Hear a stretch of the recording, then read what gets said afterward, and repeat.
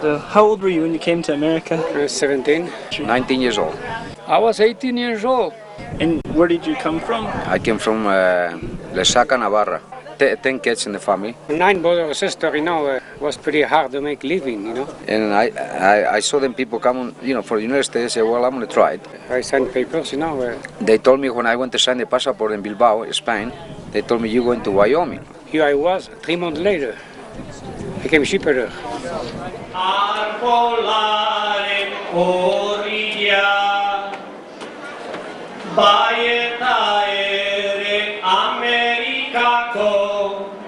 Euskaldunen jatorria Izkin guzitan ikusten dut ni Txuri berdetako horria Hemen zaudeten Euskaldun denai Pozez ongi etorria Pozez ongi etorria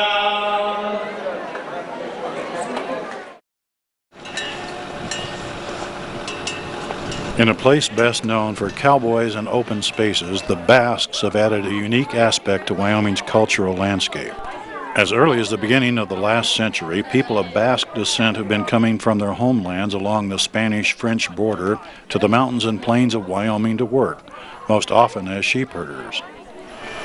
Their festive costumes and dances seen here at the North American Basque Festival in Buffalo, Wyoming, are in stark contrast to their lonely existence on the range. We flew Paris to Colorado, Colorado to Sheridan. It was, 7 o'clock at night. I do my name on my chest, We go in the store, I buy all of my clothes, my bed, everything I need for sheepherder. After we go in the mountains. After over 40 years, Raymond is going back to those mountains in the Bighorn Range where he first herded sheep when coming to the U.S. What was the first thing you thought when you got to this area in Wyoming? Well, I was pretty shocked, how big they were in the mountains, They was huge, It was wonderful. I like it. The first stop is a shipping pen where sheep were loaded onto trucks and shipped down out of the mountains before winter. In the spring, the newborn lambs were docked and branded with paint, then driven into the mountains to graze for the summer. The trip makes a pit stop at the cabin of Basque herder and cattleman Tony Rodriguez. Here, Tony still spends his summers. This is my bed. That's your bed. But when I'm not here, anybody can sleep on it. My paint pails over there too, and I got everything in there. What do you eat? Oatmeal? I never eat any oatmeal. Vegetables. Tony explains how he cooks the old-fashioned way. Yeah, only very easy. Okay. Wood in there. Light was the match. Cook something in the oven. This to shut so the heat don't go out. And this is for a roast. If I want to cook a leg of lamb, and then I usually cook in the evening. And I go outside and have a drink. Yeah, a little wine over You there. have another one. You have another one. And by the time the leg is cooked, I'm in bed. The cabin has no plumbing, so Tony gets his water from a mountain spring nearby. I don't know if it's any now or not. See? See? Do you have to filter the water out of the spring, or you just kind of clean it? Just clean it. Just clean it and drink? See, if you go like that with your hand, the water cleans out right away, see? Yeah. He used to run spring water to an old cooler as a makeshift refrigerator. See? Yeah. Tony explains how elk provide evening entertainment. The cows do. Cows, they go inside and play, and I go over there with my glass of wine and watch them over there for a while. Then the little calves, they come alongside because they're too little to jump yet, and they come and start hauling the mommy. They go, eat, eat, eat. The elk. What was the hardest part of it? The hardest part, it wasn't the work. The work is easy work. I mean, it's no work. It's the loneliness. I mean, you by yourself over there, nobody. The ranchers come and see you maybe twice a week, or maybe sometimes once a week. Yeah. I never write so many letters. I used to write probably twice a week or 3 times a week. I letter home. You know, I had one time my boss told me, Tony, how come you write so many letters? Letters. I said, well, I ain't nothing else to do. We leave Tony's cabin and head higher into the Bighorn Range. They all know each other. What was the most difficult thing? Winter time. I don't like it in the winter. It was too cold in the wind. It was terrible. Sometimes come down to 35, 40 below zero, you know, I tell you. I was living in a cookhouse, you know. And I tell you, it was so cold, you know, sometimes in the morning everything was frost. In the cookhouse, or sheep wagon, is where many herders lived on the range. Although now adopted as an unofficial symbol of Basques in Wyoming, many people don't fully appreciate just how far from civilization these houses on wheels could be parked.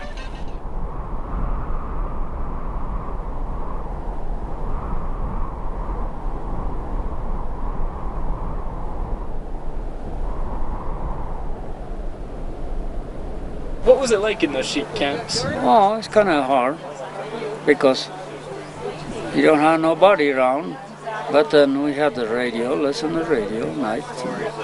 What would you like to listen to?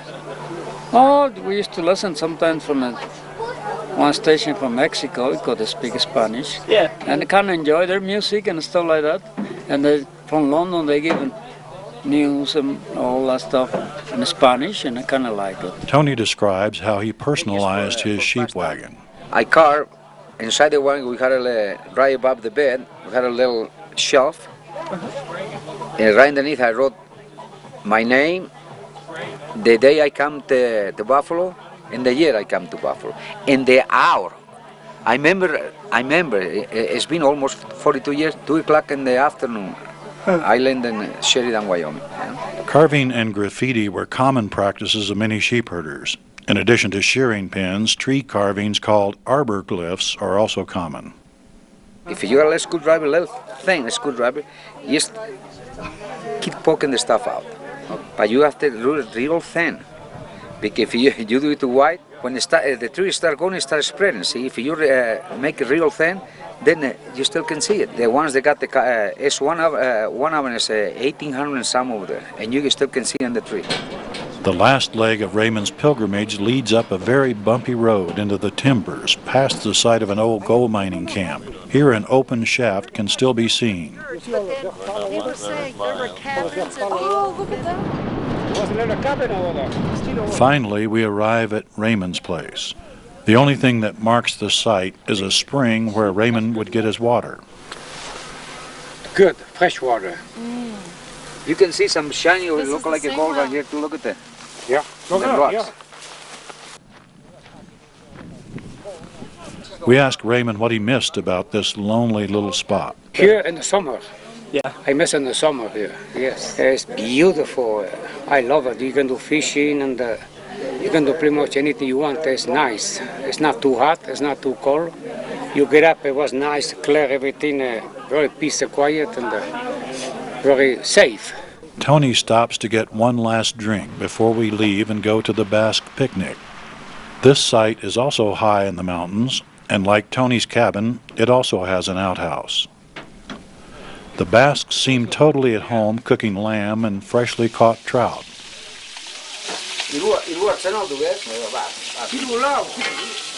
They play a traditional card game called Moose and actually speak in Basque.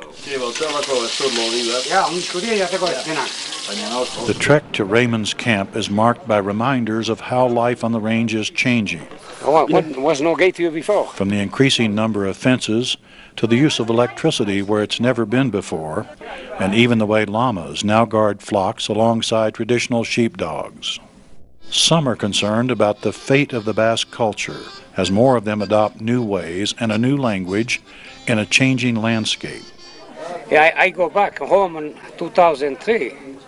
Yeah, I love it too. I go for 3 weeks. Yeah, I stayed 2 weeks. You know what? I was ready to come back. Really? Yes. Does this feel like home now? Yeah, that's my home. I got my wife, my family, everything here, grandkids, that's my home. 66, I came citizen in this country. I thought, well, if I'm going to live in this country, I so become citizen. Tony talks about recording the past on an aspen tree. Every year since I came to this country, I got all the years in that tree, same tree. Really? Yes. Right now is a lot of trees over there that fell down, and there was a lot of Basque names in it. A wind came up, and I told my kids, if ever something happened to me, just go up there, cut the tree and take it home. But you know what happened after you do that? It died. The bark it peels off, and then that's it. When the tree is alive, that's when you see it. If it died, it's gone.